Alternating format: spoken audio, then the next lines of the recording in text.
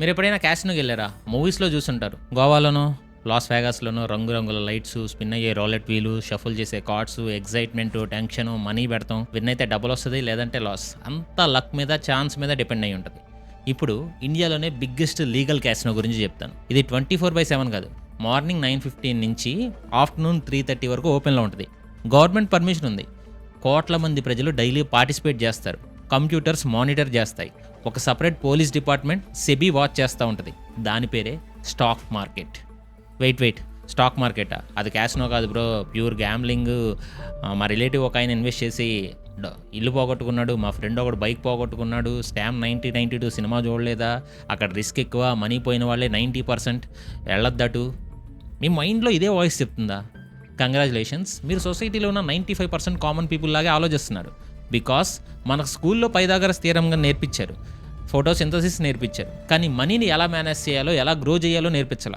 Stock market అంటే gambling అనే ఈ అపోహ ఇండియాలో బిగ్గెస్ట్ ఫైనాన్షియల్ మిత్. ఈ వీడియో ఫస్ట్ పార్ట్లో ఈ మిత్ని బ్రేక్ చేద్దాం. స్టాక్ మార్కెట్ అంటే గ్యాంబ్లింగ్ కాదు, స్టాక్ మార్కెట్ అంటే బిజినెస్ అని నేను ఎలా చెప్తున్నానో ఎక్స్ప్లెయిన్ చేస్తా. అండ్ నేను ఎప్పుడు రికమెండ్ చేసేది ఇన్వెస్టింగే, అండ్ ట్రేడింగ్ కూడా నేర్పిస్తాను, కానీ ఇన్వెస్టింగ్ మాత్రమే ఎక్కువ ఫోకస్ చేయండి. నేను స్ట్రిక్ట్లీ రికమెండ్ చేసేది కూడా ఇన్వెస్టింగే. ఈ బేసిక్స్ మీకు అర్థమైతే మీరు మనీని చూసే పర్స్పెక్టివ్ మొత్తం మారిపోద్ది. ఈ వీడియో మొత్తం చూడడానికి ట్రై చేయండి. వీడియో అంటే ఇది బేసిక్స్ దగ్గర నేను అనుకోవడం 3 hours వస్తుంది. నేను ఎవ్రీ 20 to 30 minutes ఒక్కొక్క ఎపిసోడ్ కింద చేసి పెడతాను. ఈ బేసిక్స్ అనేది చాలా పెద్ద ఫౌండేషన్ లాంటిది. బేసిక్స్ చాలామందికి ఏంటంటే బోర్గా అనిపిస్తుంది. ఇదేముంది నేర్చుకోవడం, నాకు ఆల్రెడీ తెలుసు అనిపిస్తుంది. కానీ మార్కెట్లో అప్లై చేసేటప్పుడు ఈ బేసిక్స్ ఎంత ఇంపార్టెంటో ట్రేడింగ్ చేసినప్పుడు కానీ ఇన్వెస్ట్ చేసినప్పుడు మాత్రమే తెలుస్తుంది. అందుకే నేను నార్మల్గా డైరెక్ట్గా క్లాసుల్లో కాకుండా కొన్ని ఎగ్జాంపుల్స్ తీసుకొని మీకు బండ గుర్తు పెట్టుకునేలాగా, కొంచెం సరదాగా, అంటే మీకు గుర్తుండేలాగా చెప్పడానికి ట్రై చేస్తాను. The owner analogy, hotel versus Tata. First share అంటే ఏంటో అర్థం చేసుకోండి. షేర్ అంటే వాటా, పార్ట్నర్షిప్. సింపుల్ ఎగ్జాంపుల్, మీ ఏరియాలో ఒక ఫేమస్ బిర్యానీ హోటల్ ఉంది, బిజినెస్ సూపర్గా నడుస్తుంది. ఓనర్కి ఇంకా పక్కన ఏరియాలో ఒక న్యూ బ్రాంచ్ ఓపెన్ చేయాలని ఐడియా వచ్చింది, కానీ దానికి ఇన్వెస్ట్మెంట్ కావాలి. లెట్స్ సే ఒక 10 లక్షలు కావాలి. ఓనర్ దగ్గర మనీ లేదు.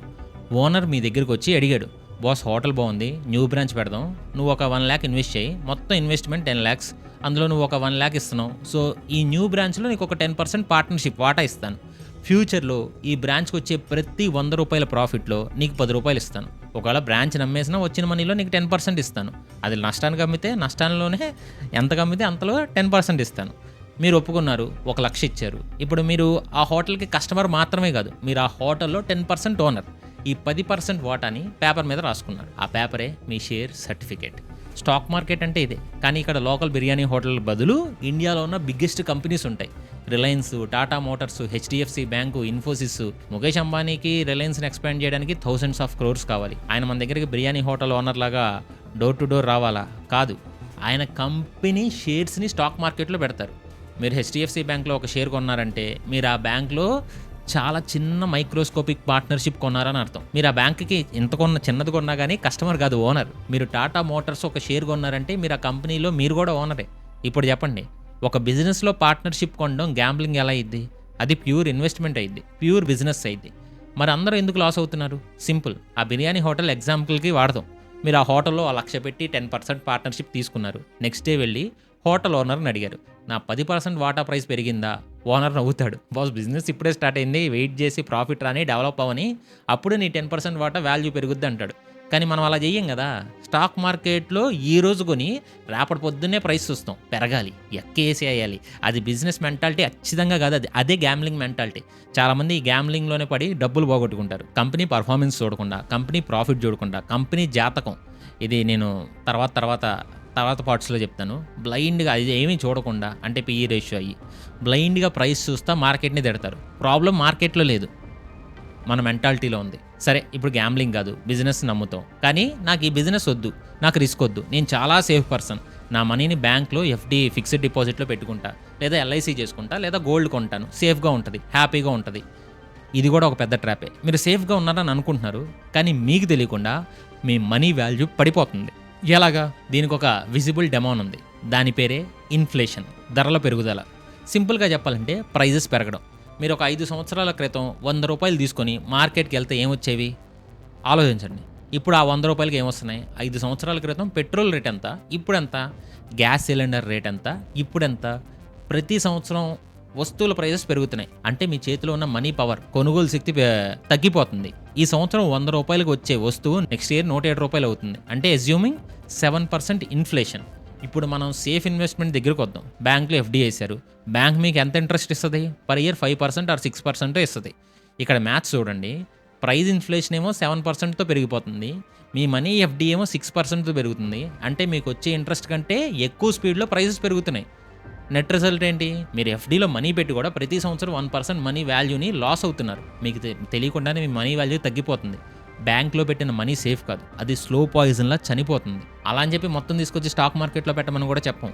ఎంత పర్సంటేజ్ పెట్టాలో మీరు సగం ఎఫ్డీ చేసినా మిగిలిన సగం మ్యూచువల్ ఫండ్స్ ఈ ఉంటాయి స్టాక్ మార్కెట్లో, లార్జ్ క్యాప్లో కానీ ఇలా ఎందులోగానే పెట్టాలి. అప్పుడు మీరు మనీని బ్యాలెన్స్ చేసినట్టు. సరే, ఇప్పుడు గోల్డ్కి వద్దాం. గోల్డ్ కొన్నారా? గోల్డ్ కొంచెం పర్లేదు. నన్ను అడిగితే గోల్డే కొంచెం పర్లేదు. కాకపోతే ప్రాబ్లం ఉంది. ఒక 15-20 ఏళ్లలో మన ఫ్యాక్ట్స్ చూస్తే నేను అది కూడా చెప్పాను. ఎందుకంటే గోల్డ్ రేట్ వచ్చే 15-20 ఏళ్లలో అది కూడా పడిపోవడానికి అవకాశం ఉంది. మన వాళ్ళు ఎప్పుడైతే ఆస్ట్రాయిడ్ మైనింగ్ స్టార్ట్ చేస్తారో అప్పటి నుంచి మనకి గోల్డ్ మీద బొక్కబడిద్ది. నాకున్న వాటిలో ఇన్ఫ్లేషన్ని బీట్ చేసేది ప్రజెంట్ సిచ్యువేషన్లో కనబడేది ఏదైనా ఉందంటే అది గోల్డే.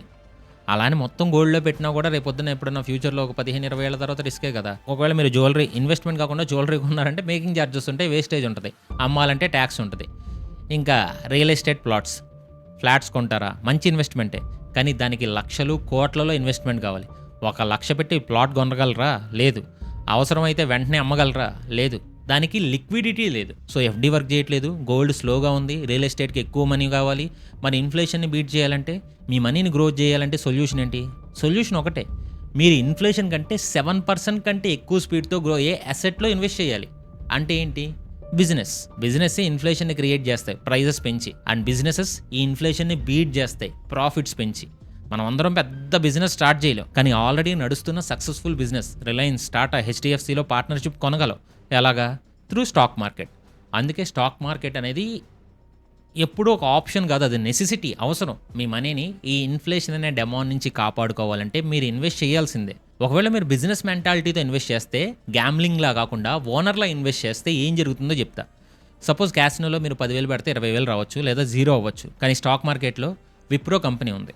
1980లో ఎవరైనా ఒక 10,000 రూపాయలు పెట్టి ఆ కంపెనీ షేర్స్ కొని దాన్ని మర్చిపోయి ఉంటే, అంటే హోల్డ్ చేసి ఉంటే, ఈరోజు ఆ షేర్స్ వాల్యూ ఎంతో తెలుసా? అరౌండ్ 800 crores, 800 కోట్లు. ఇది జోక్ కాదు, ఇది మ్యాథ్. ఎలా అయింది? కంపెనీ గ్రో అయింది, వాళ్ళ బోనస్ షేర్స్ ఇచ్చారు, షేర్స్ని స్ప్లిట్ చేశారు.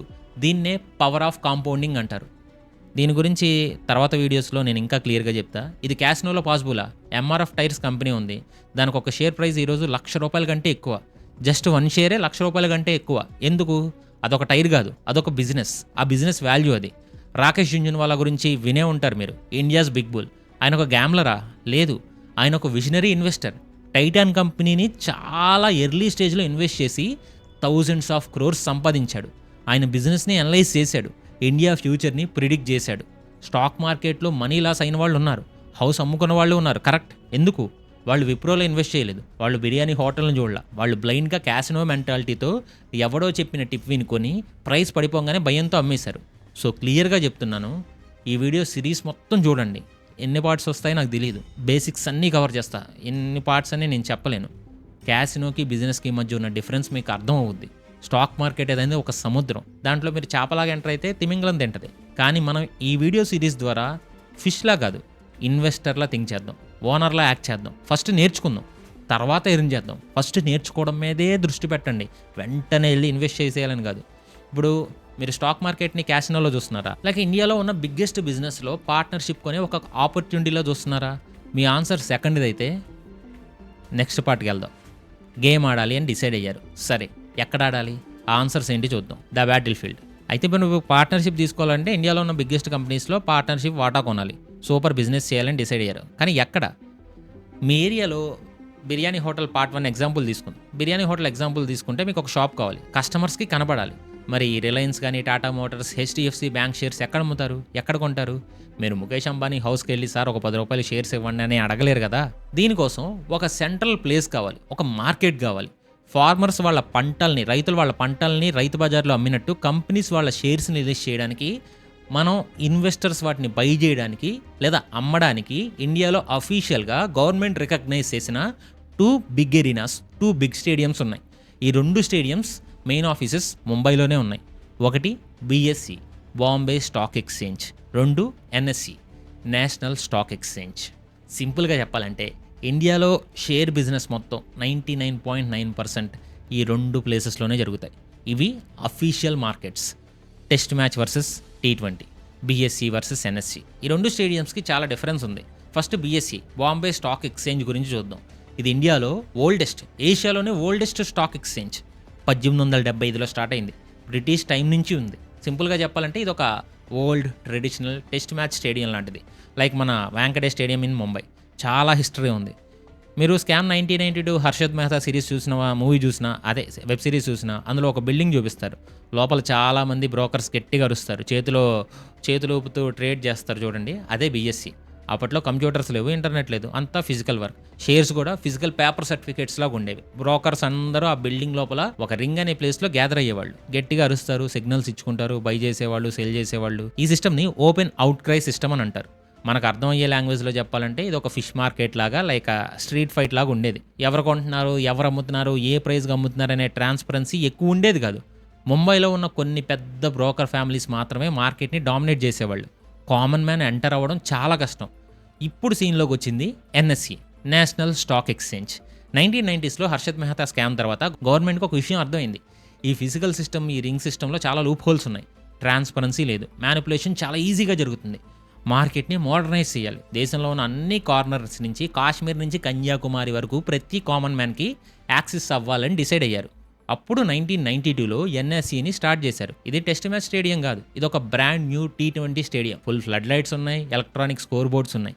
ఎన్ఎస్సి చేసిన ఫస్ట్ పని ఈ షౌటింగ్, ఈ ఫిజికల్ పేపర్స్ అన్నీ బ్యాన్ చేయండి అని చెప్పింది. మొత్తం కంప్యూటర్స్లోనే జరగాలి. వాళ్ళు ఇండియాలో first time electronic trading introduce చేశారు. అంటే మీరు హైదరాబాద్లో మీ ఇంట్లో కూర్చొని కంప్యూటర్లో బై బటన్ క్లిక్ చేస్తే ముంబైలో ఉన్న ఎక్స్చేంజ్లో ఆర్డర్ ప్లేస్ అయ్యింది. ఈ ఒక్క చేంజ్ ఇండియా ఫైనాన్షియల్ మార్కెట్ని మొత్తం మార్చేసింది. ట్రాన్స్పరెన్సీ వచ్చింది, స్పీడ్ పెరిగింది, బ్రోకర్స్ కార్టెల్ గ్యాంగ్ పవర్ తగ్గింది. ఈరోజు మనం మొబైల్ యాప్లో 5 సెకండ్స్లో షేర్స్ కొంటున్నాం అంటే దానికి క్రెడిట్ మొత్తం ఎన్ఎస్సికే ఇవ్వాలి.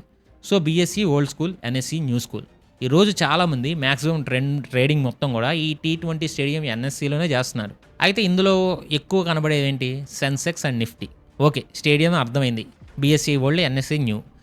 మీరు స్టేడియంకి మ్యాచ్ చూడడానికి వెళ్ళారు. మ్యాచ్ ఎలా జరుగుతుందో మీకు ఎలా తెలుస్తుంది? స్కోర్ బోర్డ్ చూస్తారు. సపోజ్ ఇండియా 150 ఫర్ 20 ఓవర్స్ ఉంది. స్కోర్ చూడంగానే మీకు ఒక 3 అర్థమైంది. ఓ, టీం బాగా ఆడుతుంది. లేదా 50 ఫర్ 5 ఇన్ 10 ఓవర్స్ ఉంటే టీమ్ పర్ఫార్మెన్స్ చాలా చెత్తగా ఉంది. అలాగే స్టాక్ మార్కెట్లో కూడా థౌజండ్స్ ఆఫ్ కంపెనీస్ లిస్ట్ అయ్యి ఉంటాయి. ఈరోజు మార్కెట్ మూడ్ ఎలా ఉంది? అన్ని కంపెనీస్ పర్ఫామ్ చేస్తున్నాయా లేకపోతే డౌన్లో ఉన్నాయా అనేది అలాగా ఈ మొత్తం 5000+ కంపెనీస్లో గ్రాఫ్ మనం చూడలేం. అందుకే ప్రతి స్టేడియంకి, ఎక్స్చేంజ్కి ఒక మెయిన్ స్కోర్ బోర్డ్ ఉంటుంది. BSE old stadium scoreboard పేరు సెన్సెక్స్. NSE new stadium scoreboard పేరు నిఫ్టీ 50 లేదా నిఫ్టీ. ఈ 2 నేమ్స్ మీరు డైలీ టీవీలోనూ న్యూస్లోనూ వింటూనే ఉంటారు కదా. ఈరోజు సెన్సెక్స్ 1000 పాయింట్స్ పెరిగింది, నిఫ్టీ క్రాష్ అయింది. అంటే ఏంటి? Decoding the Nifty Sensex, the all stars. ఇక్కడ చాలామంది కన్ఫ్యూజ్ అవుతారు. నిఫ్టీ అంటే అదొక కంపెనీ షేర్ కాదు, సెన్సెక్స్ అంటే అదొక షేరు కాదు. అవి స్కోర్ బోర్డ్స్ మాత్రమే. మరి ఆ స్కోర్ ఎలా క్యాలిక్యులేట్ చేస్తారు? ఫస్ట్ సెన్సెక్స్ బిఎస్సిలో థౌజండ్స్ ఆఫ్ కంపెనీస్ లిస్ట్ అయ్యి ఉన్నా వాళ్ళు ఇండియాలో ఉన్న టాప్ 30 కంపెనీస్ని లేదా టాప్ 50 కంపెనీస్ని సెలెక్ట్ చేసుకుంటారు. హెచ్డిఎఫ్సి 30 కంపెనీస్ అనుకోండి. హెచ్డిఎఫ్సి, ఇన్ఫోసిస్, టీసీఎస్, ఇలా ఒక 30 పెద్ద కంపెనీస్. ఈ 30 కంపెనీస్ పర్ఫార్మెన్స్ బట్టి సెన్సెక్స్ నెంబర్ మూవ్ అవుతుంది. ఈ 30 బాగా పర్ఫామ్ చేసినాయి అనుకోండి, సెన్సెక్స్ గ్రీన్లో ఉంటుంది, పెరుగుద్ది. వాళ్ళు డౌన్ అయితే సెన్సెక్స్ రెడ్లో ఉంటుంది, పడిపోద్ది. సెన్సెక్స్ అంటే సెన్సిటివ్ ఇండెక్స్. ఇప్పుడు నెక్స్ట్ నిఫ్టీ 50 చూద్దాం. ఇది మోస్ట్ ఇంపార్టెంట్. ఇండియాలో 90% మంది నిఫ్టీనే ఫాలో అవుతారు. ఎన్ఎస్సిలో ఉన్న థౌజండ్స్ ఆఫ్ కంపెనీస్ నుంచి వాళ్ళు టాప్ 50, నిఫ్టీ 50లో టాప్ 50 కంపెనీస్ని సెలెక్ట్ చేస్తారు. ఇవి ఇండియాకి టాప్ 50 ఆల్ స్టార్స్ లాంటి వాళ్ళు అనమాట. ఈ టాప్ 50 కంపెనీస్ యావరేజ్ పర్ఫార్మెన్సే నిఫ్టీ స్కోర్ యావరేజ్. సింపుల్గా చెప్పాలంటే నిఫ్టీ గ్రీన్లో ఉంది అంటే ఇండియాలో ఉన్న టాప్ 50 బిగ్గెస్ట్ కంపెనీస్ ఈరోజు మంచి ప్రాఫిట్లో, మంచి మూడ్లో ఉన్నాయని అర్థం. ఆల్ ఇండియన్స్ ఎకనమిక్ మూడ్, అది ఇండియన్స్ ఎకనమిక్ మూడ్. నిఫ్టీ రెడ్లో ఉందంటే టాప్ 50 కంపెనీస్, ఇండియాలో ఉన్న టాప్ 50 కంపెనీస్ ఈరోజు డౌన్లో ఉన్నాయి, మార్కెట్ మూడ్ బాగాలేదు అని అర్థం. సో సెన్సెక్స్ అంటే top 30 company score board, Nifty అంటే టాప్ 50 కంపెనీ స్కోర్ బోర్డ్. మనం ఫ్యూచర్లో ఎక్కువగా నిఫ్టీ గురించే మాట్లాడుకుంటాం. బికాజ్ అది T20 మ్యాచ్, అక్కడే ఎక్కువ యాక్షన్ ఉంటుంది. ఇప్పుడు మీకు కొన్ని పాయింట్స్ అర్థమయ్యాయి. మరి ఈ గేమ్లో ప్లేయర్స్ ఎవరు? ఈ నిఫ్టీని సెన్సెక్స్ని అప్ అండ్ డౌన్ మూవ్ చేస్తున్నారు ఎవరు? అది ఈ గేమ్లో గ్యాంగ్స్ ఉన్నాయి. ఆ గ్యాంగ్స్ గురించి ఇప్పుడు మాట్లాడతాను. Okay, stadium ready, score board ready. మరి గేమ్ ఆడే ప్లేయర్స్ ఎవరు? ఈ నిఫ్టీ స్కోర్ని డైలీ గ్రీన్లోకి రెడ్లోకి మూవ్ చేస్తుంది ఎవరు? ఈ స్టాక్ మార్కెట్ అనే గేమ్లో ఫీల్డ్ మీద ప్లేయర్స్ చాలామంది ఉన్నారు. కానీ ఈ గేమ్ మొత్తం రన్ అయ్యేది 2 మెయిన్ ఫోర్సెస్ మీద, బయ్యింగ్ అండ్ సెల్లింగ్. అంటే కొనేవాళ్ళు, అమ్మేవాళ్ళు. ఈ కొనేవాళ్ళకి అమ్మేవాళ్ళకి మనకి ఈజీగా అర్థం అవ్వడానికి మార్కెట్లో వాళ్ళకి 2 సినిమాటిక్ నేమ్స్ పెట్టారు. ఇవి వేరే గ్రూప్స్ ఏమీ కాదు, ఇవి 2 opposite gangs, 2 different ideologies. Gang number 1 the bull gang, అంటే ఓజీ గ్యాంగ్ అనుకోండి. నెంబర్ 2 ద బేర్ గ్యాంగ్, సినిమాలో హీరో గ్యాంగ్ విలన్ గ్యాంగ్ లాగా అనుకోండి. ఈ 2 గ్యాంగ్స్ మధ్య జరిగే డైలీ ఫైటే మనం చూసే ఈ స్టాక్ మార్కెట్. అండ్ ఈ ఫైట్లో ఇంకొంతమంది కూడా ఉన్నారు, అందులో మనం కూడా ఉన్నాం. ఈ పార్ట్లో ఈ ప్లేయర్స్ అందరి జాతకం చూద్దాం. Gang 1 the bull gang, the optimist. First ఈ గ్యాంగ్కి బుల్, ఎద్దు అనే నేమ్ ఎందుకు వచ్చింది? వీళ్ళు మార్కెట్లో ఎప్పుడూ పాజిటివ్గా ఉంటారు. వీళ్ళ లాజిక్ ఒకటే, ఇండియా ఈజ్ గ్రేట్, కంపెనీస్ బాగా పర్ఫామ్ చేస్తాయి, ప్రాఫిట్స్ వస్తాయి, ఎకానమీ గ్రో అవుద్ది. సో ఈరోజు ప్రైస్ ఎక్కువ ఉన్నా సరే ఫ్యూచర్లో ఇంకా ఎక్కువగా వెళ్తుంది. ఈ మెంటాలిటీతో వీళ్ళు షేర్స్ని కొంటానే ఉంటారు. ద బై, వీళ్ళకి ఎక్కువగా బై చేయడం స్టార్ట్ చేసినప్పుడు డిమాండ్ పెరుగుద్ది, కొనేవాళ్ళు ఎక్కువ అయ్యారు కాబట్టి షేర్ ప్రైసెస్ పైకి లెగుస్తాయి. మార్కెట్ అంతా గ్రీన్లో ఉంటుంది. నిఫ్టీ పైకి వెళ్తుంది అంటే ఈరోజు బుల్ గ్యాంగ్ పవర్లో ఉందని అర్థం. మార్కెట్ని వీళ్ళు పైకి లిఫ్ట్ చేస్తున్నారు. వీళ్ళని ఆప్టిమిస్ట్, ఆశావాదులని కూడా అంటారు. ఇండియాలో హర్షద్ మెహతాని బిగ్ బుల్ అని పిలిచేవాళ్ళు, ఎందుకంటే ఆయన ఎప్పుడు మార్కెట్ పైకి వెళ్తుందని నమ్మేవాడు. Next one the bear gang, the pessimist. ఇప్పుడు వీళ్ళు ఏంటంటే ఎలుగుబంటి అనమాట. బేర్ గ్యాంగ్ అంటే ఎలుగుబంటి. వీళ్ళ మెంటాలిటీ బుల్ గ్యాంగ్కి ఎగ్జాక్ట్లీ ఆపోజిట్. వీళ్ళు ఎప్పుడు నెగిటివ్గా ఆర్ కాషియస్గా ఉంటారు. వీళ్ళ లాజిక్ ఏంటంటే ఎకానమీ బాగా, కంపెనీ ప్రాఫిట్స్ లేవు, ఇన్ఫ్లేషన్ ఎక్కువ ఉంది, మార్కెట్ చాలా ఎక్కువ ప్రైస్లో ఉంది, ఇది బబుల్ అనమాట, ఈ ప్రైస్ కరెక్ట్ కాదు, మార్కెట్ క్రాష్ అవుద్ది. ఈ మెంటాలిటీతో వీళ్ళు షేర్స్ని అమ్ముతానే ఉంటారు. వీళ్ళు ఎక్కువగా సెల్ చేయడం స్టార్ట్ చేసినప్పుడు సప్లై పెరుగుద్ది, అమ్మేవాళ్ళు ఎక్కువ అయ్యారు కాబట్టి షేర్ ప్రైసెస్ కిందకు పడతాయి. అంటే ఇప్పుడు అమ్మేవాళ్ళు ఎక్కువైతే ఎందుకు కింద పడతాయంటే, సపోజ్ ఒక ప్రొడక్ట్ని తీసుకోండి, ఒక 10 రూపాయలు, మీరు ఒక 10 కిలోలు టమాటాలు కొనడానికి మార్కెట్కి వెళ్ళారు. ఒక 10 మంది రైతులు ఉన్నారు. 10 మంది ఒకే రేటుకి అమ్ముతున్నారు అనుకోండి, మీరు ఎవరికి దగ్గర కొంటారు? ఎవడు తక్కువ చెప్తే ఆడి దగ్గరే కొంటారుగా. 10 మంది 50 చెప్పి ఒకడు 40 రూపాయలు చెప్పాడు అనుకోండి, ఆడి దగ్గరే కొంటారుగా. అంటే ఏంటి, 40 రూపాయలు కొంటున్నారంటే ఆ ప్రైస్ పడింది. అలాగే ఇక్కడ కూడా సింపుల్ లాజిక్, ఇక్కడ కూడా ప్రైస్ పడుతుంది. అమ్మేవాళ్ళు ఎక్కువ ఉంటున్నారు, ఆ 10 మంది ఉంటున్నారు, కొనేవాళ్ళు ఎవరూ లేరు, కాబట్టి మీరు తక్కువగా అమ్మాల్సి వస్తుంది. సో అందుకు ప్రైస్ పడుతుంది. మార్కెట్ అంతా రెడ్లో ఉంది, నిఫ్టీ కిందకు పడుతుందంటే ఈరోజు బేర్ గ్యాంగ్ పవర్, అమ్మేవాళ్ళు ఎక్కువ అయిపోయారని అర్థం. మార్కెట్ కిందకు పుష్ చేస్తున్నారు వాళ్ళు. అమ్మేవాళ్ళు ఎక్కువ ఉంటే ఆబ్వియస్గా మార్కెట్ కింద పడుద్ది. వీళ్ళనే పెసిమిస్ట్, నిరాశావాదులు అంటారు. ఈ బుల్ వర్సెస్ బేర్ ఫైట్, ఈ బయింగ్ వర్సెస్ సెల్లింగ్, ఈ గ్రీన్ వర్సెస్ రెడ్, ఈ గేమ్ 9:15కి స్టార్ట్ అయ్యి 3:30కి క్లోజ్ అయ్యింది. ఈ ఫైట్లో ఎవరు గెలిస్తే ఆ రోజు, అంటే 9 కాడ నుంచి కూడా నేను ముందు వీడియోస్లో చెప్తాను అసలుకి 9కి ముందు ఏం జరుగుద్దో కూడా. బట్ మార్కెట్ ఓపెన్ అయ్యేది 9:15 నుంచి 3:30 వరకు, అది గుర్తుపెట్టుకుని ప్రెసెంట్. ఈ ఫైట్లో ఎవరు గెలిస్తే ఆ రోజు మార్కెట్లో ఆ డైరెక్షన్లో మూవ్ అవుద్ది. The victim and the real hero retail investors. Okay, bull gang ఉంది, బేర్ గ్యాంగ్ ఉంది, సూపర్. మరి మనం ఎవరు? నేను, మీరు కామన్ పీపులే.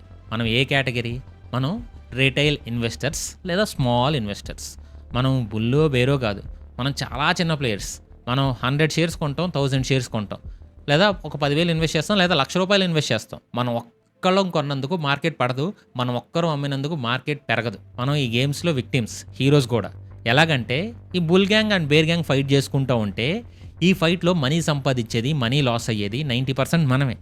మనం స్మాల్ ఫిష్ లాంటి వాళ్ళం. మనం టీవీలో న్యూస్ చూసి మార్కెట్ పడిపోతుందని భయపడి బేర్ మెంటాలిటీతో అమ్మేస్తాం. ఎవడో టెలిగ్రామ్లో టిప్ ఇస్తే ఓ ఇది పైకి వెళ్తుందని ఆస్తో బుల్ మెంటాలిటీతో కొనేస్తాం. మనకు ఒక క్లియర్ ప్లాన్ అనేది ఉండదు. మనం ఎమోషన్తో ట్రేడ్ చేస్తాం. ఇలా ట్రేడ్ చేసి అందుకే 90% రిటైల్ ఇన్వెస్టర్స్ లాస్ అవుతారు. కానీ మనం స్మార్ట్గా ఉంటే, ఈ బుల్ వర్సెస్ బేర్ ఫైట్ని అర్థం చేసుకొని డిసిప్లైన్తో ఉంటే, తర్వాత పార్ట్స్లో చెప్తా, మనమే హీరో అవుతాం. మనం లాంగ్ టర్మ్లో ఈ గేమ్ గెలుస్తాం. లాంగ్ టర్మ్లోనే ఎప్పుడు గేమ్ గెలుస్తాం.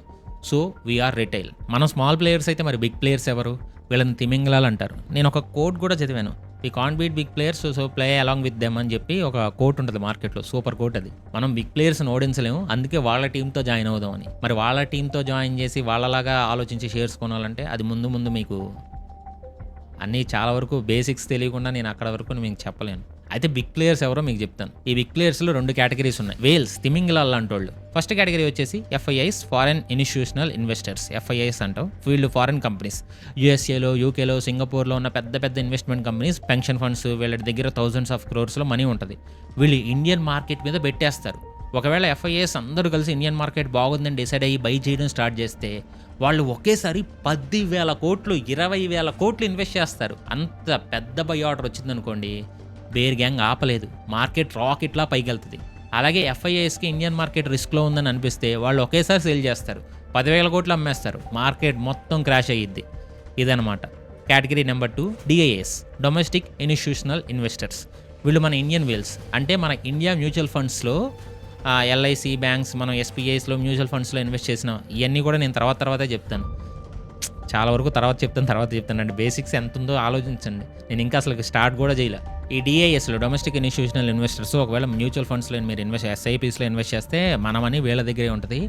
అప్పుడు చాలామంది మనీ కలపడం వల్ల వీళ్ళు కూడా డొమెస్టిక్ ఇన్స్టిట్యూషనల్ ఇన్వెస్టర్స్, వీళ్ళ దగ్గర కూడా చాలా కోట్లలో డబ్బు ఉంటుంది. వీళ్ళు కూడా ఒకేసారి ఇన్వెస్ట్ చేస్తారు. చాలాసార్లు ఎఫ్ఐఐస్ ఫారినర్స్ అమ్ముతూ ఉంటే మన డొమెస్టిక్ కొంటారు, మార్కెట్ని పడకుండా సపోర్ట్ చేస్తారు. లేదా డిఐఎస్ అమ్ముతూ ఉంటే ఫారిన్ ఇన్వెస్టర్స్ కొంటారు. సో ఫైనల్గా గేమ్ ఇది, బుల్స్ వర్సెస్ బేర్ అనే మెంటాలిటీతో రిటైల్ ఇన్వెస్టర్స్ మనం, డిఐఎస్ మన పెద్దోళ్ళు, అండ్ ఎఫ్ఐఐస్ ఫారిన్ పెద్దోళ్ళు అనమాట.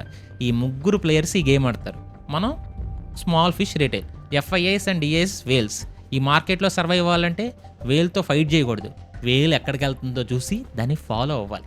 ఓకే, ఇప్పుడు ఇదంతా అర్థమైంది కదా. ఇప్పుడు అసలు విషయం, హౌ ఈ అరేనాలోకి ఎంటర్ అవ్వాలంటే, ఈ గేమ్లో పార్టిసిపేట్ చేయాలంటే ఎలాగా, మనకేం కావాలి, మన ఎంట్రీ టికెట్ ఏంటి, ఈ ఎంట్రీ టికెట్ ఫ్రీగా ఎలా సంపాదించాలి. సో ఇప్పుడు ఫైనల్గా మనం గ్రౌండ్లోకి దిగాల్సిన టైం వచ్చింది. ఎలాగా, స్టేడియం తెలుసు, గేమ్ తెలుసు, ప్లేయర్స్ ఎవరో తెలుసు, కానీ మనం స్టేడియంలోకి ఎంటర్ అవ్వాలంటే, మనం ఈ గేమ్లో ఆడాలంటే మనకు ఒక వెపన్ కావాలి, ఒక ఎంట్రీ టికెట్ కావాలి. ఆ ఎంట్రీ టికెట్ పేరే డీమ్యాట్ అకౌంట్. నేను ఏ కంపెనీని ఏమీ సజెస్ట్ చేయట్లా, బట్ డీమ్యాట్ అకౌంట్ అనేది ఉండాలి. ఈ డీమ్యాట్ అకౌంట్ పేరు వినగానే చాలామంది కామన్ పీపుల్ కన్ఫ్యూజ్ అవుతారు, భయపడతారు. ఎందుకంటే బ్యాంక్కి వెళ్తే ఒక అకౌంట్ అంటారు, బ్రోకర్ దగ్గరికి వెళ్తే 3 అకౌంట్స్ అంటారు, bank account, trading account, demat account.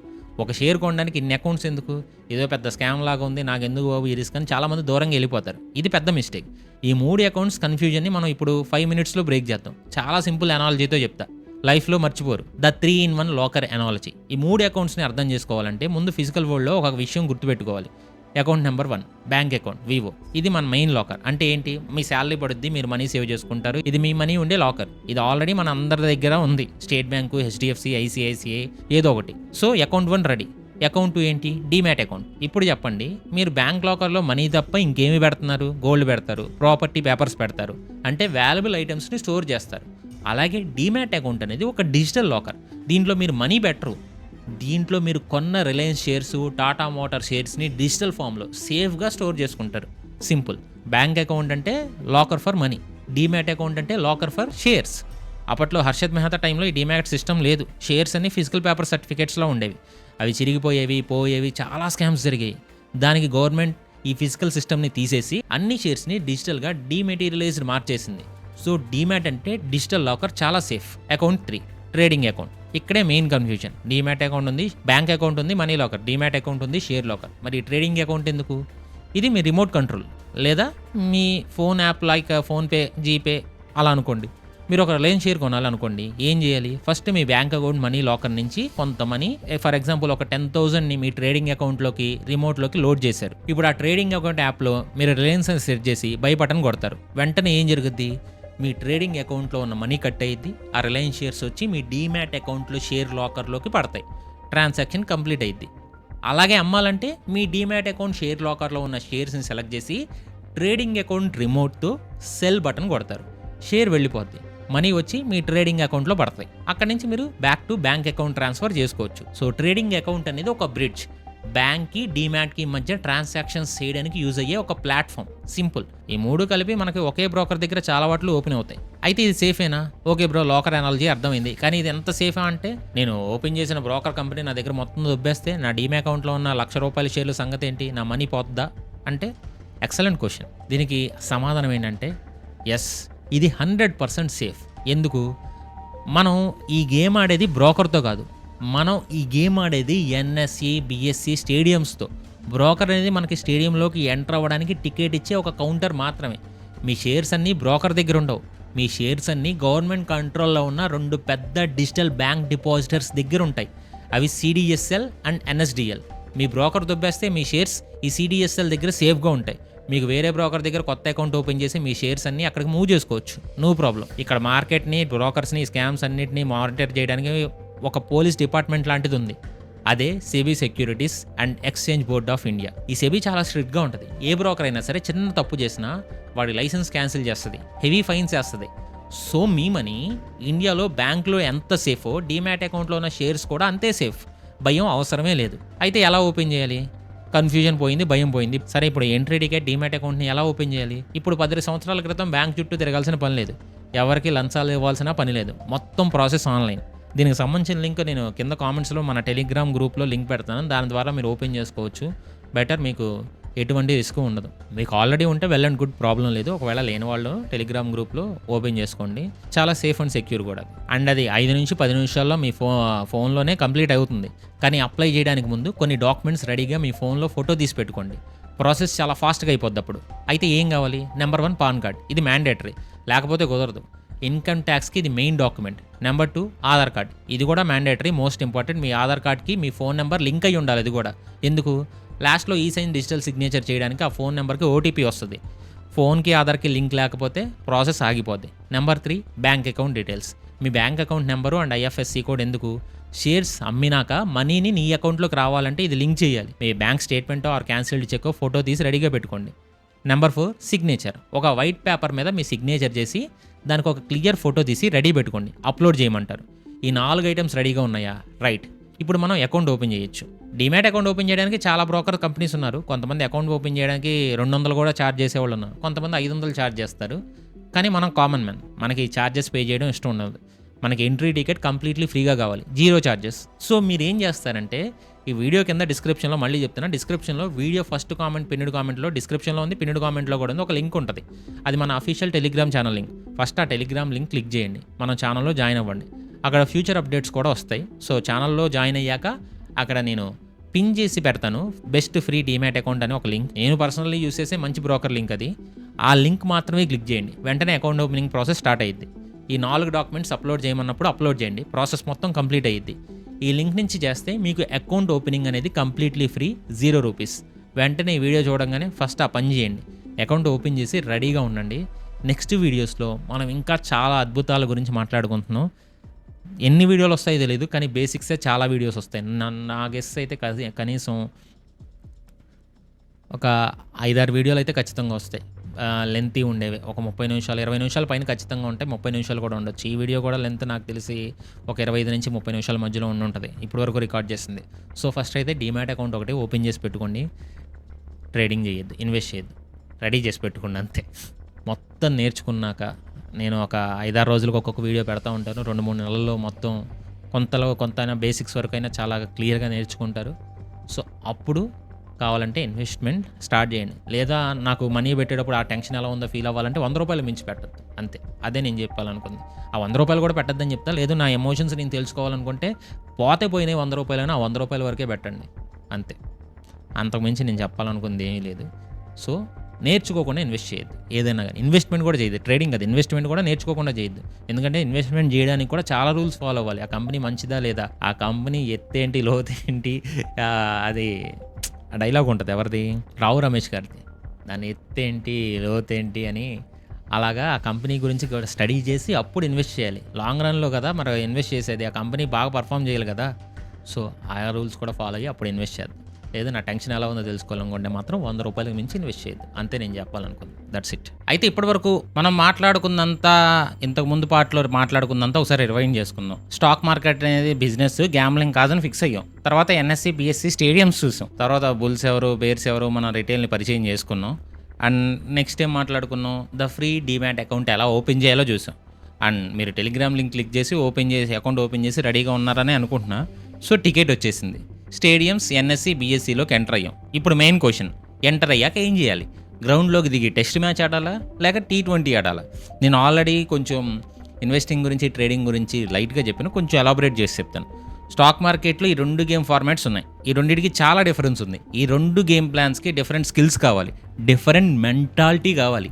And ఈ గేమ్ ప్లాన్స్కి మార్కెట్లో 2 పేర్లు ఉన్నాయి. ఇన్వెస్టింగ్ ఏంటి, టెస్ట్ మ్యాచ్ లాంటిది. ట్రేడింగ్ T20 మ్యాచ్ లాంటిది. ఈ వీడియోలో 90% ఆఫ్ ది చేసే బిగ్గెస్ట్ మిస్టేక్ గురించి మాట్లాడదాం. వాళ్ళు టెస్ట్ మ్యాచ్కి వచ్చి T20లో ఆడడానికి ట్రై చేస్తారు, లేదా T20 కోసం వచ్చి టెస్ట్ మ్యాచ్లో స్టక్ అయిపోతారు. ఈ కన్ఫ్యూజన్ వల్లే కోట్లలో డబ్బు నష్టపోతున్నారు. దీన్ని మీరు జాగ్రత్తగా అర్థం చేసుకుంటే మీరు 90% లాస్ నుంచి 90% ప్రాఫిట్కి వెళ్ళే సైడ్ ఇది, the test match investing. First మనం టెస్ట్ మ్యాచ్ గురించి మాట్లాడుకుందాం. క్రికెట్లో టెస్ట్ మ్యాచ్ ఆడాలంటే ఏంటి, 5 రోజులు ఆడతారు.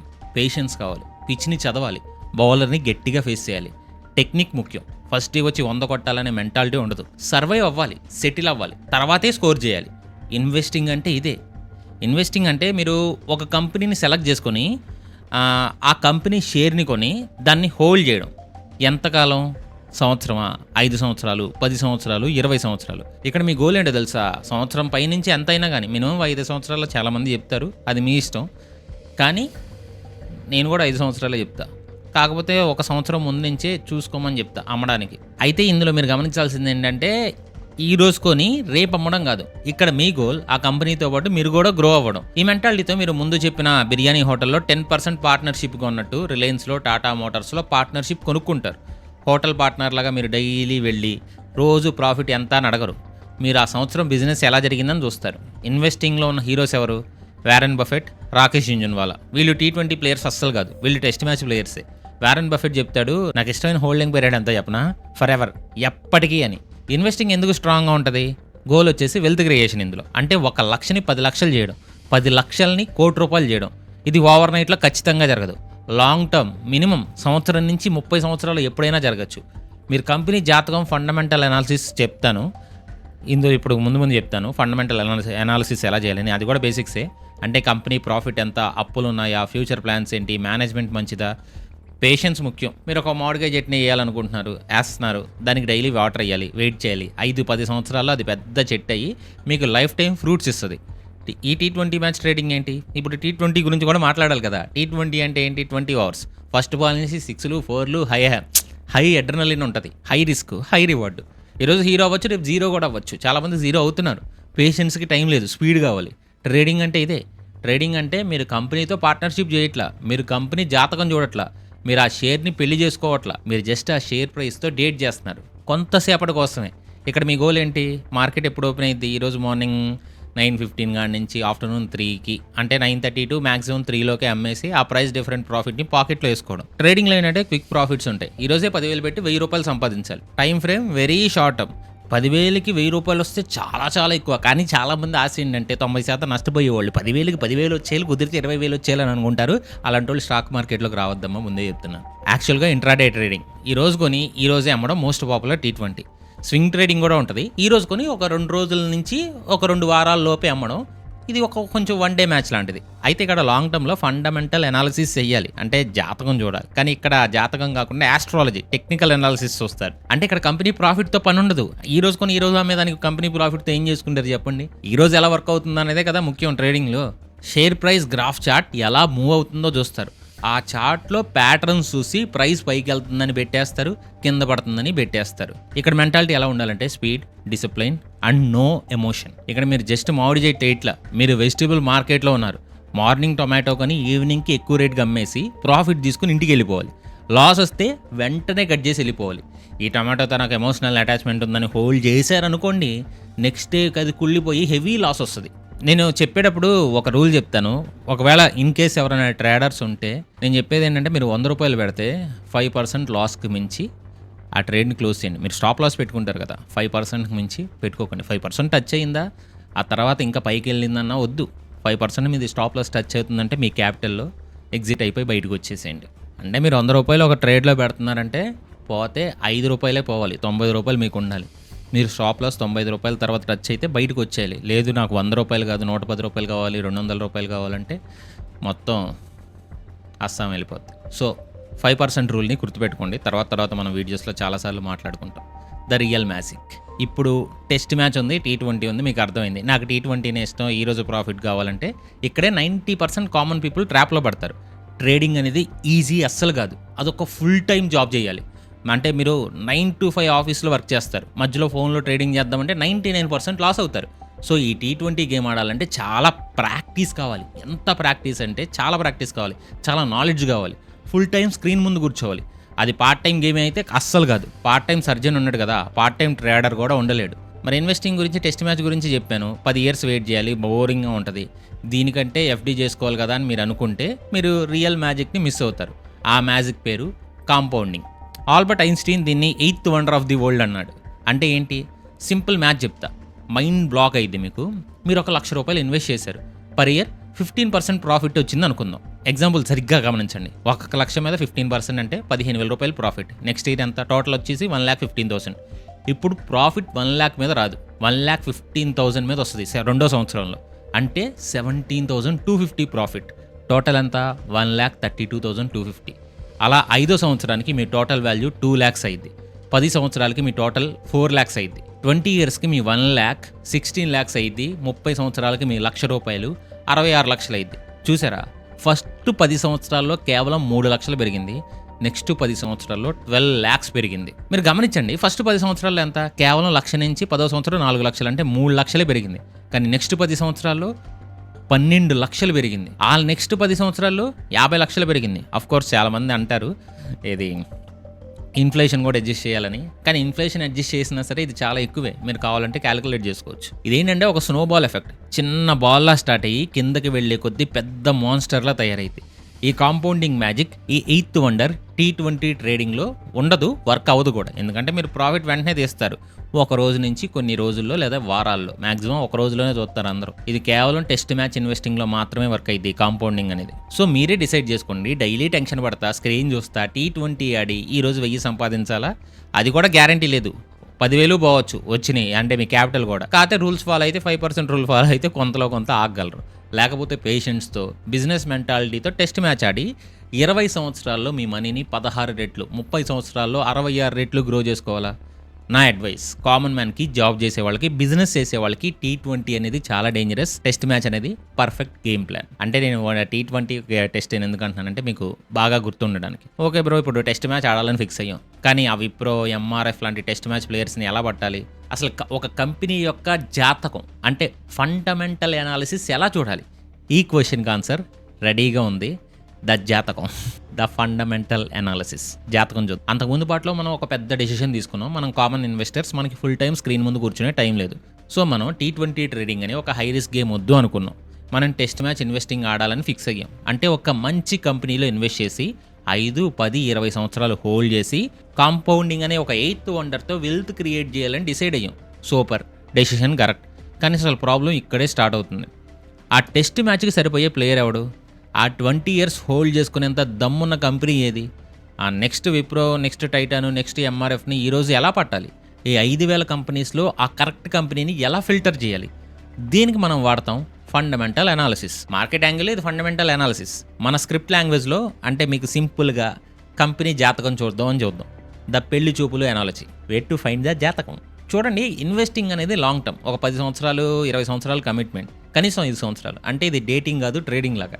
ఇది మ్యారేజ్, పెళ్ళి. మీరు పెళ్లి చేసుకోబోయే అమ్మాయి ఆర్ అబ్బాయి గురించి ఏమి ఇన్వెస్టిగేట్ చేస్తారు? జనరల్గా జస్ట్ ఫోటో చూసి ఓకే చెప్పేస్తారా? చెప్పరు కదా. మీరు వాళ్ళ జాతకం చూస్తారు. బ్యాక్గ్రౌండ్ ఏంటి, ఫ్యామిలీ ఏంటి, ఎడ్యుకేషన్ ఏంటి, శాలరీ ఎంత, అప్పులు ఉన్నాయా, ఫ్యూచర్ ప్లాన్స్ ఏంటి, రైట్? ఇవన్నీ చూస్తారు కదా. స్టాక్ని కూడా అంతే చూడాలి. నేను దీనికి కంపేర్ చేసి చెప్తా. మీరు కష్టపడి సంపాదించిన మనీని 10 సంవత్సరాలు హోల్డ్ చేయాలంటే ఆ కంపెనీ జాతకం మొత్తం చూడాలి. ఈ జాతకం ఎక్కడ దొరుకుతుంది బ్రో అంటే రిలయన్స్ ఆఫీస్కి వెళ్ళాలా? అవసరం లేదు. ఈ జాతకం అంతా పబ్లిక్లో ఫ్రీగా ఉంటుంది. చాలా ఫ్రీ వెబ్సైట్స్ ఉన్నాయి. మనీ కంట్రోల్ అని, స్క్రీనర్ అని. మనం ఇప్పుడు స్క్రీనర్ వాడి చూపిస్తాను.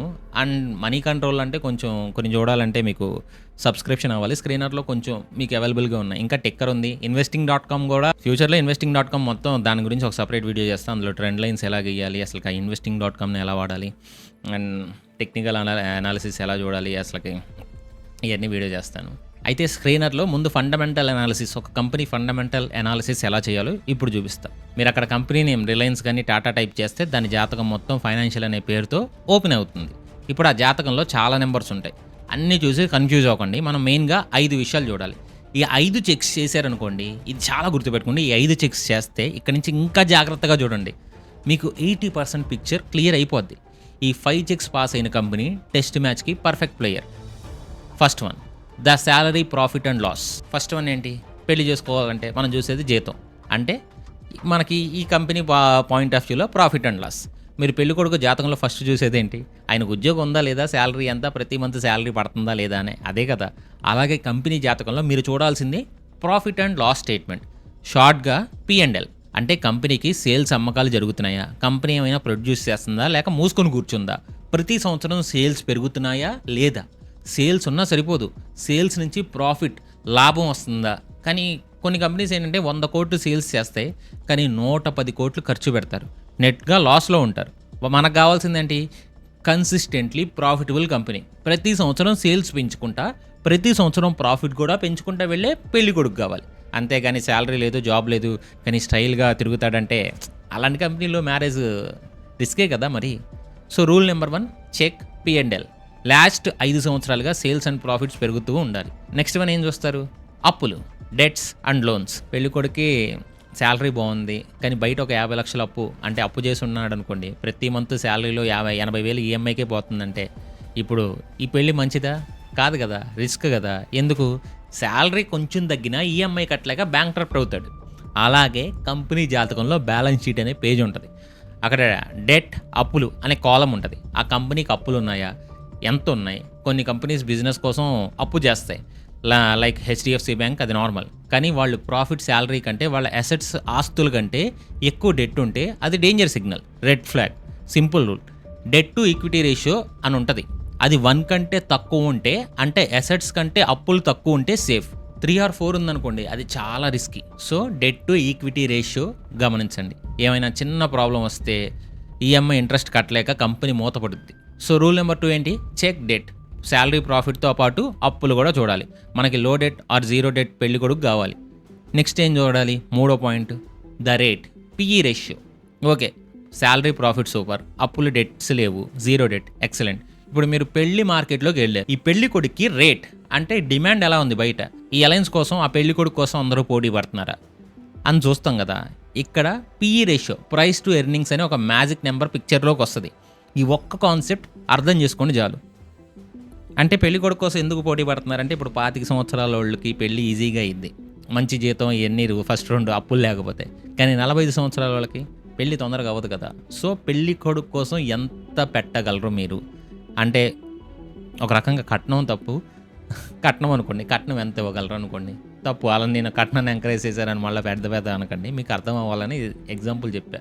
తప్పైనా ఉండొచ్చు, మీకు అర్థం అవ్వాలనే ఉద్దేశంతో చెప్పాను. ఒక పెళ్లి కొడుకు మీరు ఎంత రేట్ పెడతారు అనుకోండి, అంతే. ఇక్కడ ఏంటంటే అయితే స్టాక్ మార్కెట్లో చూడాల్సింది దీనికి సరిపోయేది ప్రైస్ టు ఎర్నింగ్స్ అనే ఒక మ్యాజిక్ నెంబర్ పిక్చర్లోకి వస్తుంది. ఈ ఒక్క కాన్సెప్ట్ అర్థం చేసుకోండి చాలు. నేను అంతకుముందు చెప్పిన రిక్వెస్ట్ ప్రకారం దీన్ని చాలా క్లియర్గా ఎక్స్ప్లెయిన్ చేస్తాను. PE అంటే ప్రైస్ టు ఎర్నింగ్స్, అంటే ఆ కంపెనీ సంపాదించే ప్రతి రూపాయి ఎర్నింగ్ కోసం మార్కెట్లో జనం, ఇన్వెస్టర్స్ ఎంత ప్రైస్ పే చేయడానికి రెడీగా ఉన్నారు. Simple math. 2 కంపెనీస్ ఉన్నాయి, 2 బిర్యానీ హోటల్స్. మనం మాట్లాడుకున్న బిర్యానీ హోటల్ని ఎగ్జాంపుల్ తీసుకుందాం.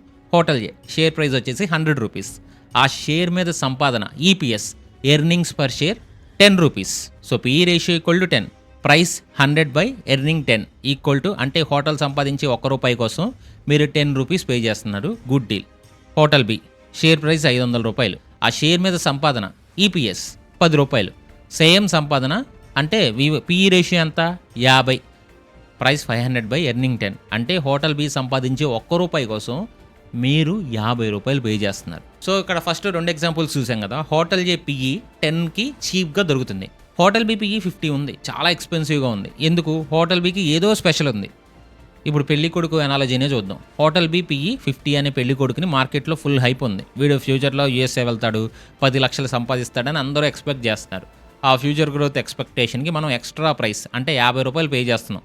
హోటల్ ఏ PE 10 రూపాయలు ఉంది, గ్రౌండెడ్. శాలరీ ఎంతో, రేట్ అంతే, హైప్ లేదు. ఫ్యూచర్లో గ్రోత్ కూడా తక్కువ ఉండొచ్చు.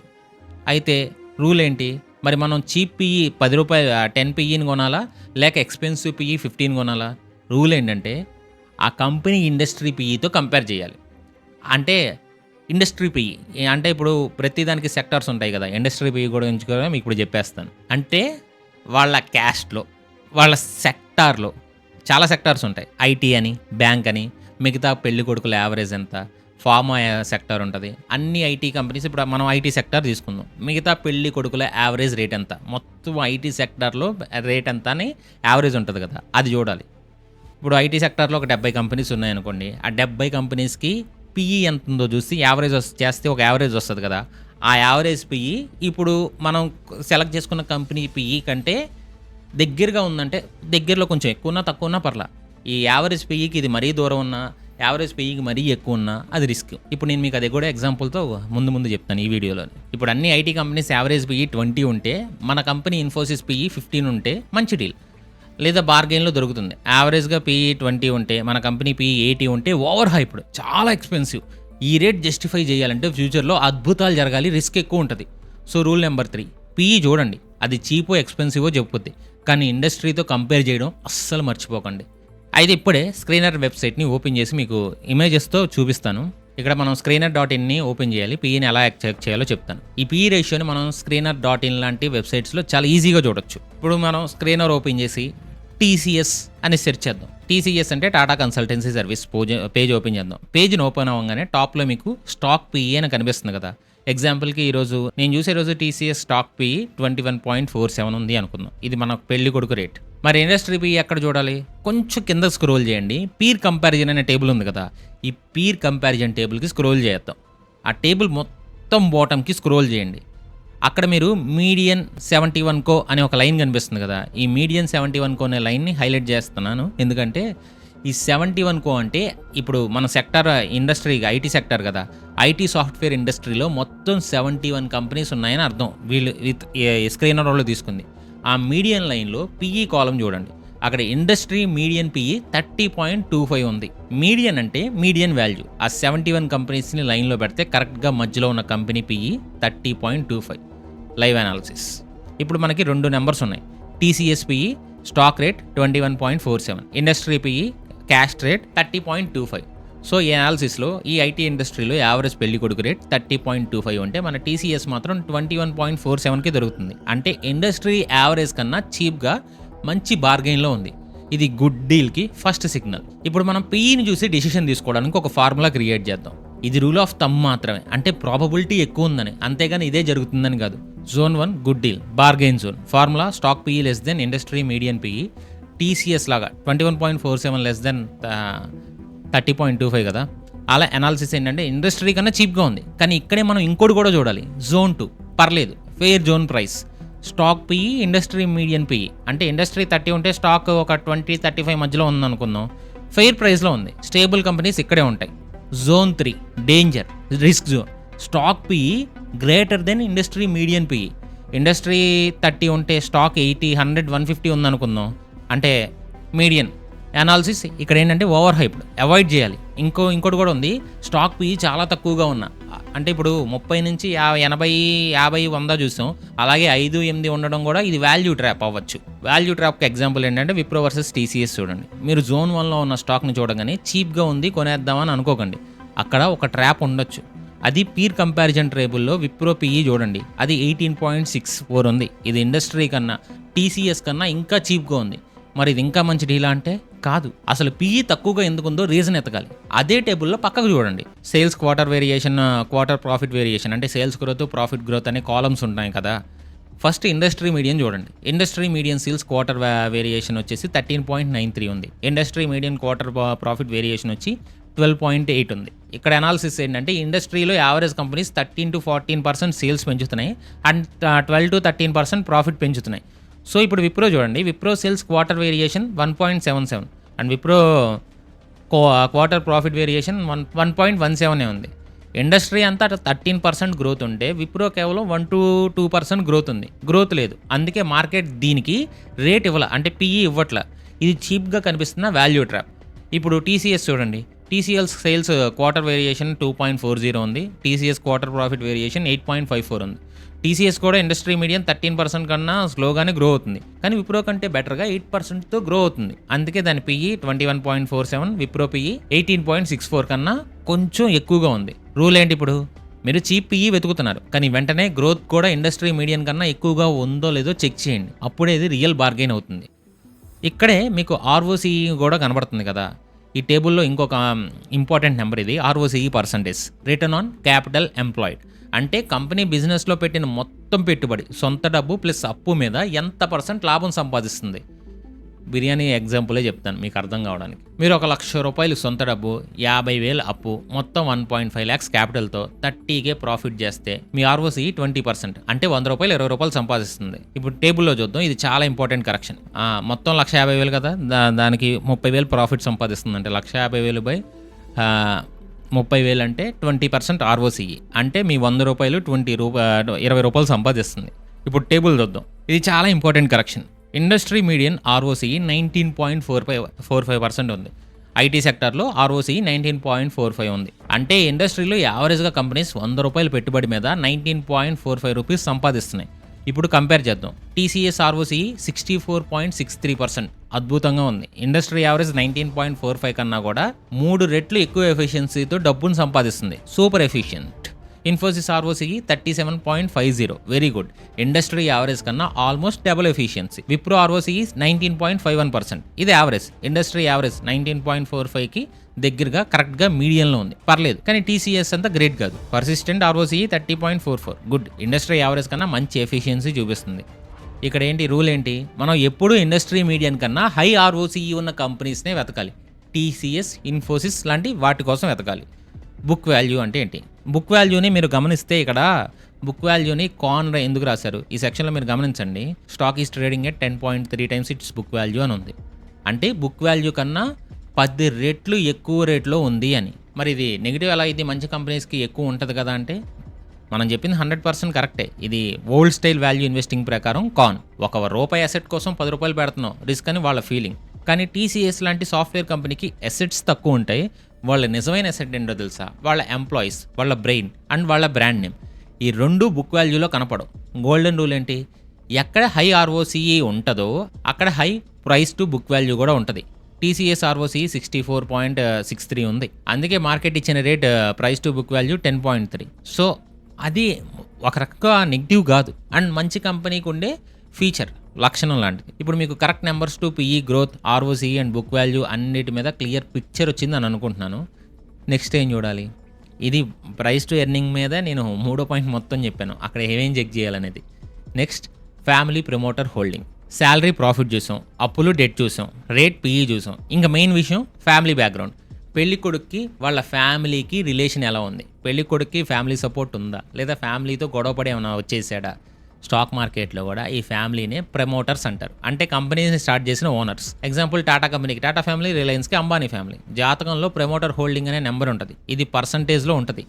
ప్రమోటర్ హోల్డింగ్ 50% ఉంది అంటే ఆ కంపెనీలో హాఫ్ షేర్స్ 50% ఓనర్స్ దగ్గరే ఉన్నాయని అర్థం. ఇది గుడ్ సిగ్నలే. ఎందుకు?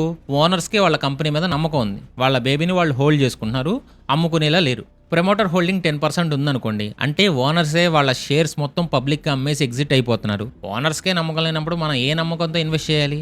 ఇది red flag. Rule number 4, check promoter holding. 40% or 50% కంటే ఎక్కువ ఉంటే స్ట్రాంగ్ ఫ్యామిలీ సపోర్ట్ ఉన్న పెళ్లి కొడుకు. ఇక last one, the future plans growth. అన్నీ బాగున్నాయి, salary 0, debt, good rate, strong family ఉంది, సూపర్. కానీ ఫ్యూచర్ ప్లాన్స్ ఏంటి? ఈ ₹1,00,000 శాలరీతోనే లైఫ్ మొత్తం ఉంటావా, లేక ఫ్యూచర్లో కొత్త బిజినెస్ పెడతావా? గ్రోత్ ఎలాగా? అలాగే కంపెనీ జాతకంలో యాన్యువల్ రిపోర్ట్ అని మెయిన్ డాక్యుమెంట్ ఉంటుంది, అదే అసలు సిసలైన జాతకం. అందులో చైర్మన్ ఒక లెటర్ రాస్తాడు, ఫ్యూచర్లో ఏం చేయబోతున్నావు, న్యూ ప్రొడక్ట్స్ లాంచ్ చేస్తున్నావా, యూఎస్ఏ మార్కెట్లోకి ఎంటర్ అవుతున్నావా, ఏఐ వాడబోతున్నావా, ఆ ఫ్యూచర్ ప్లాన్స్ ఏంటి చదవాలి. కంపెనీ గురించి న్యూస్ చదవాలి. గ్రోత్కి స్కోప్ ఉంటేనే మనం పెట్టే ₹1,00,000 ఫ్యూచర్లో ₹1,00,000 అయింది. గ్రోత్ లేకుండా అక్కడే ఉంటే అది ఎఫ్డి కంటే కూడా వేస్ట్. సో రూల్ నెంబర్ 5 ఏంటి? Check future growth potential, the final decision. So test match ప్లేయర్ని సెలెక్ట్ చేయాలంటే ఈ 5 రూల్స్ ఫాలో అవ్వాలి. ప్రాఫిట్ ఉండాలి, శాలరీ, డెట్ తక్కువ ఉండాలి, అప్పులు, పిఈ రేషియో రీజనబుల్గా ఉండాలి, రేట్, ప్రమోటర్ హోల్డింగ్ ఎక్కువగా ఉండాలి, ఫ్యామిలీ, ఫ్యూచర్ గ్రోత్ ఉండాలి, ప్లాన్స్. సో ఈ 5 ఫిల్టర్స్ పాస్ అయిన కంపెనీలో మీరు ఇన్వెస్ట్ చేస్తే అది టెస్ట్ మ్యాచ్లో డ్రావిడ్ లాగా సేఫ్ గాడి లాంగ్ రన్లో మీకు వెల్త్ క్రియేట్ చేస్తుంది. ఓకే బ్రో, జాతకం ఫండమెంటల్ అనాలిసిస్ నేర్చుకుందాం. కానీ కొన్నిసార్లు జాతకంతో పని లేకుండా కేవలం గ్రాఫ్ చూసి ట్రేడ్ చేస్తామని చెప్పాం కదా ట్రేడింగ్ గురించి. ఆ ఆస్ట్రాలజీ, ఆ టెక్నికల్ అనాలిసిస్ ఏంటి, ఆ చార్ట్స్ ఏంటి, ఆ గ్రీన్ అండ్ రెడ్ క్యాండిల్స్ ఏంటి అనేది మనం నెక్స్ట్ వీడియోస్లో నేర్చుకుందాం. అంతలోపు మీరు డీమ్యాట్ అకౌంట్ ఓపెన్ చేస్తారనే అనుకుంటున్నాను. డీమ్యాట్కి సంబంధించిన లింక్స్ మన టెలిగ్రామ్లో పిన్ చేస్తున్నాను. ఫ్రీ డీమ్యాట్ అకౌంట్, దీనికి ఖర్చు కూడా ఉండదు. సో మీరు డీమ్యాట్ అకౌంట్ ఓపెన్ చేసి రెడీగా ఉండండి. నెక్స్ట్ మనం టెక్నికల్ అనాలిసిస్ గురించి మాట్లాడుకుందాం. టెక్నికల్ అనాలిసిస్ ఫండమెంటల్స్ గురించి మాట్లాడుకుందాం. అండ్ కుదిరితే ఈ వీడియోని షేర్ చేసి మీ ఫ్రెండ్స్ అండ్ ఫ్యామిలీకి షేర్ చేయండి.